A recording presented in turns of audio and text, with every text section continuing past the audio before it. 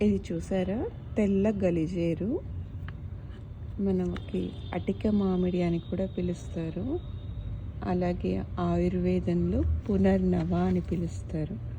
ఇందులో మనకి తెలుపు, ఎరుపు అనే రకాలు ఉంటాయి. నలుపు కూడా ఉంటుంది, చాలా రేర్ అన్నమాట. అయితే ఇందులో కాడ మనకి చూడండి, అబ్జర్వ్ చేస్తే తెల్లగా ఉంటుంది.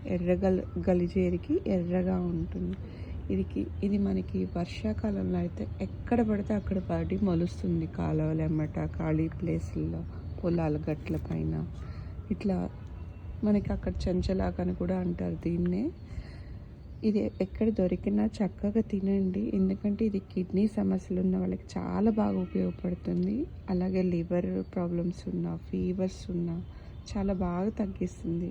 ఓన్లీ బాలింతలు మాత్రం తినకూడదు దీన్ని, అదర్వైజ్